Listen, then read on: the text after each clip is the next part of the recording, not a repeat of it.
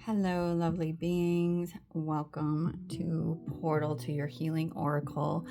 And I am Elaine with Heart Activation here to give you a weekly reading and update and help to guide us to leaning into empowerment. I use the tools of tarot and oracle to be able to uncover hidden patterns, subconscious beliefs, and ways that we may be subconsciously blocking our fulfillment, our happiness, and our heart's truth.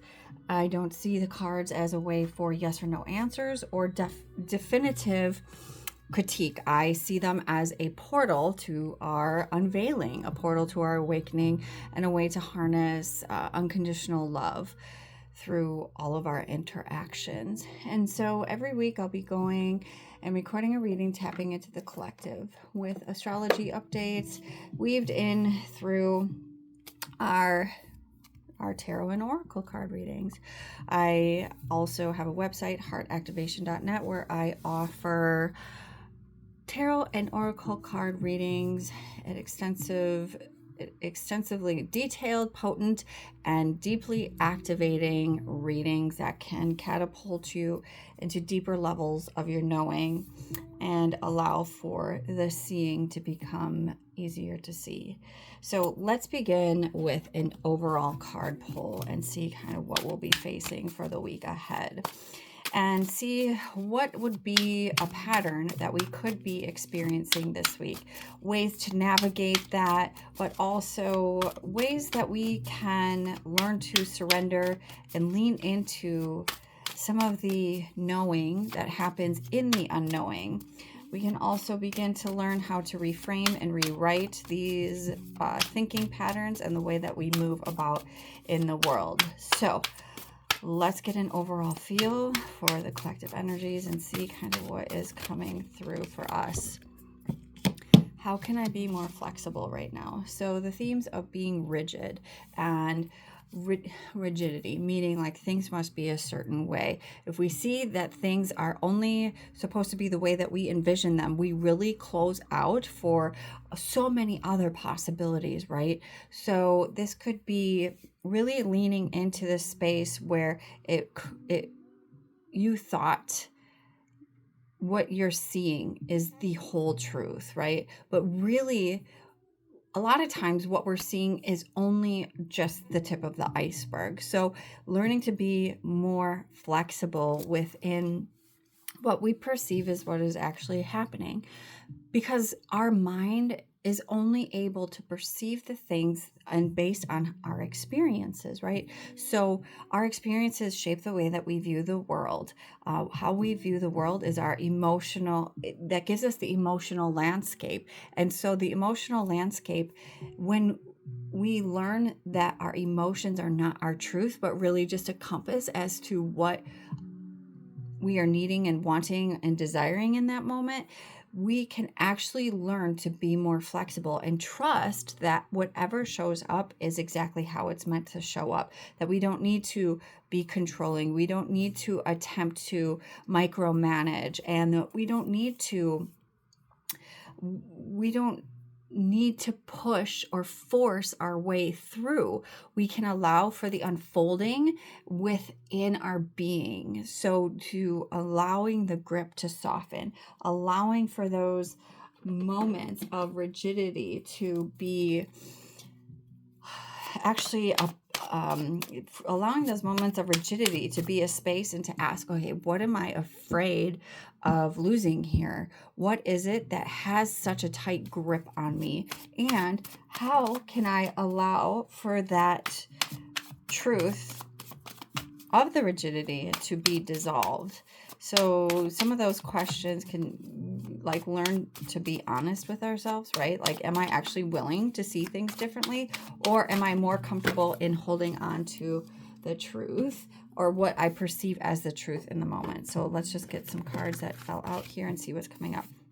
So we have the King of Swords, the Four of Wands, the 10 of Wands, and the Four of Coins. Okay, so the King of Swords, Four of Wands. the King of Swords. So when we hear the King of Swords, this is really, the swords is all about communication. It's about our thought process.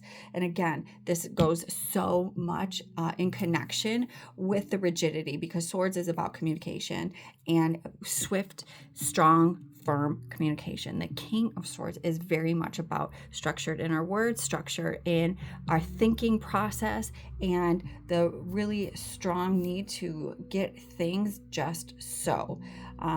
Like afraid of taking action, because it could be, we might be afraid of taking action when we're not completely 100% sure, or we want people to perceive us a certain way. So Four of Wands talks to us about the energy of celebration.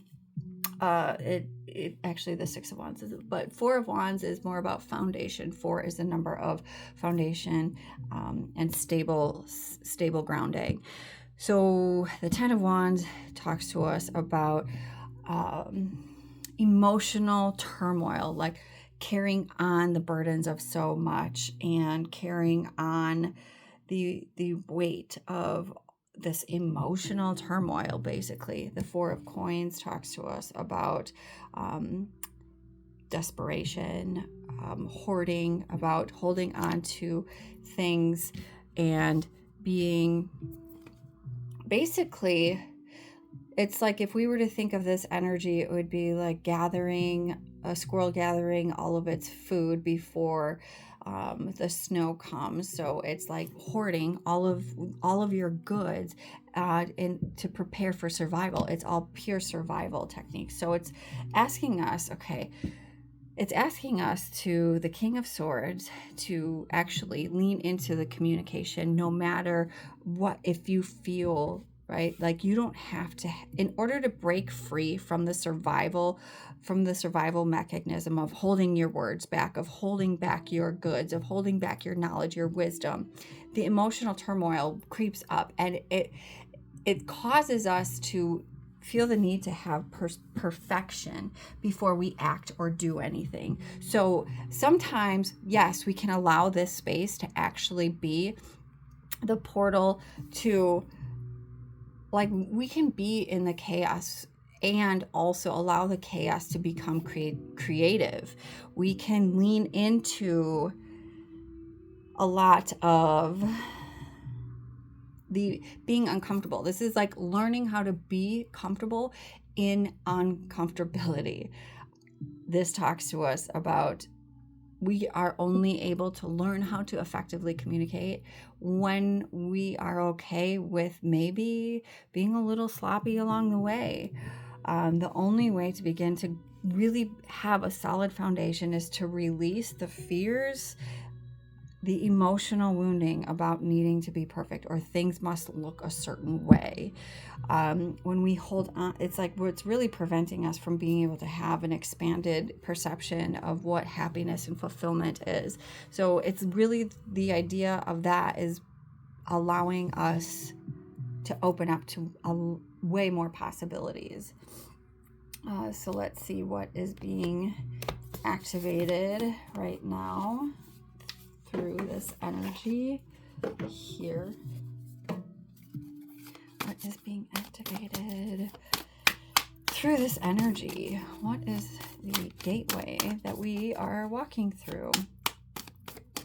So a lot of times, again, when we have a rigid belief system, when we hold back what we're actually thinking, when we are so close off to the idea of other possibilities coming forward, it is because of this fear factor. There is a fear that we will become destabilized and we will lose whatever the things are that we had gained thus far. Okay, stellar gateway activation, infinite potential manifestation vortex. So really asking us to be open to all possibilities, knowing that okay, so when we talk about manifestation, it is not about the words that yes, our words are important. However, it responds to our energy. So if we are wanting things because we feel fear, or we have a lack mentality, we're asking or wanting to align with cars, or we're asking to align with more money, we're asking to and attempting to manifest all of these material goods. This is us saying that we do not have. If we are in the energy of like thinking we know what will make us happy, we really limit so much. When we go into the energy of like, okay, I'm ready to receive and break free of the limitations that have prevented me from living a fulfilling life. I might not know what that is. And I'm willing to be shown a new way. So the infinite potential really makes for us to release grip of our mind and to actually move into the heart space. So let's get 2 things that we need to surrender in order for us to move through this energy. 2 things we need to surrender in order to move through this energy. Let's see. Surrender resentments. Yes, because resentments we hold on to. It's like a past experience of things. And the resentments definitely block us in thinking that resentments block us from, well, gratitude. Gratitude is what allows us to be able to create. And resentments lock us in thinking that the world is a negative place to begin with. And then we hold back on actually allowing the universe to work through us. And we're actually just working through a place of like anger. What is another thing that we are working on surrendering in order to open up to infinite possibilities? Surrender your ego. Yep. So ego, honestly, manifesting is coming from an ego space. I know a lot of people don't like to hear this, but we are constantly, always manifesting.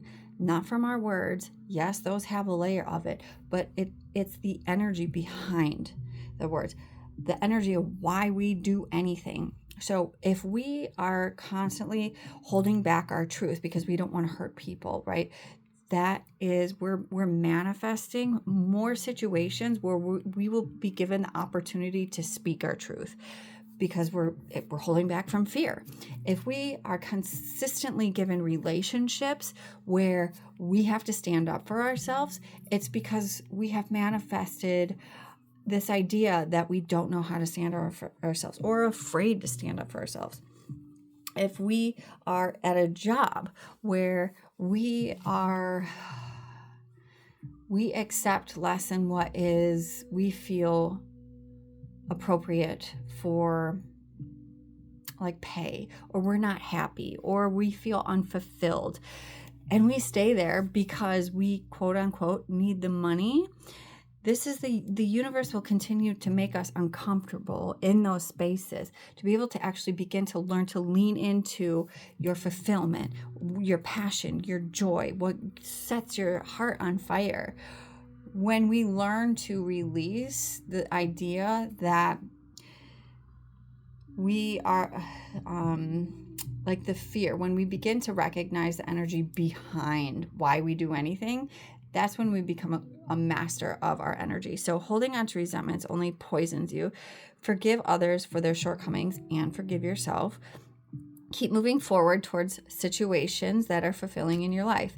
Next one, cultivate gratitude. Be of service to others and come from your heart. A big ego can work against you, but humility will further your goals.